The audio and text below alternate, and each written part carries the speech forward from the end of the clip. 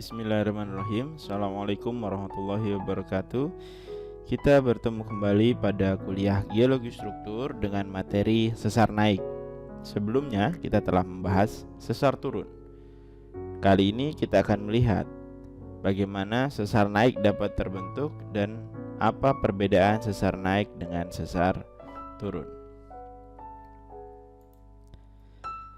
Sesar naik dapat dilihat berdasarkan hanging wall yang bergerak relatif ke atas terhadap foot wall. Jadi hanging wall dia bergerak relatif ke atas terhadap foot wall. Terdapat dua karakter sesar naik. Yang pertama adalah reverse fault dan thrust fault. Mari kita lihat apa perbedaan antara reverse fault dan thrust fault. Secara umum, sesar naik disebut sebagai reverse fault. Kemudian, terdapat sesar naik yang sudutnya terhadap bidang sesar lebih besar dari kurang dari 45 derajat. Apa yang membedakan antara reverse fault dan thrust fault? Hal tersebut dapat dibedakan dari kemiringan bidang sesarnya terhadap bidang horizontal. Apabila bidang horizontal dengan kemiringan bidang sesar membentuk sudut kurang dari 45 derajat, maka kita sebut sebagai thrust fault. Dan apabila kemiringan dari bidang sesar terhadap bidang datar lebih besar dari 45 derajat, kita sebut sebagai reverse fault. Nah, ketika sudut yang dibentuk antara bidang sesar dengan bidang horizontal kurang dari 45 derajat atau lebih besar dari 10 derajat, maka kita sebut sebagai overthrust. Namun apabila dia kurang dari 10 derajat dan lebih dari 0 derajat, maka kita sebut sesar tersebut sebagai décollement, yang sama seperti detachment yang sebelumnya kita bahas di sesar turun. Sehingga kita bisa menyimpulkan bahwa perbedaan dari thrust fault dan reverse fault adalah pada dip bidang sesarnya. Apabila dipnya kurang dari 45 derajat, kita sebut sebagai thrust fault. Apabila dipnya lebih dari 45 derajat, maka kita sebut sebagai reverse fault.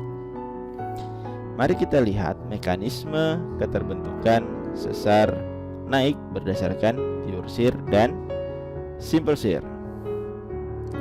Pada kondisi gaya utama berasal dari arah tersebut, maka sesar naik akan terbentuk tegak lurus terhadap arah gaya. Ya, sesar naik akan searah dengan lipatan. Ya, kenapa demikian? Kita dapat melihat bagaimana teori Anderson menjelaskan sumbu tegangan utama. Ketika sumbu tegangan utama menunjukkan stres horizontal yang paling besar, kemudian stres vertikal yang paling minim, maka dia akan menjadi sesar naik. Kita dapat melihatnya dari gambaran vokal mekanisme tersebut. Ya, kita melihat pressure datang dari arah horizontal lebih besar, kemudian dari vertikal adalah gaya yang terkecil, maka dia akan menghasilkan sesar naik, baik itu thrust fault maupun reverse fault.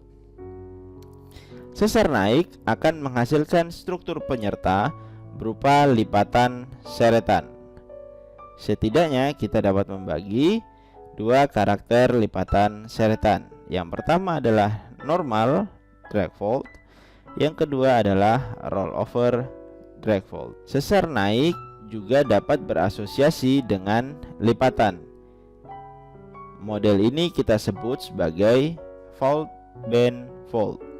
Jadi sesar yang terhubung dengan lipatan atau lipatan yang terbentuk karena adanya sesar naik.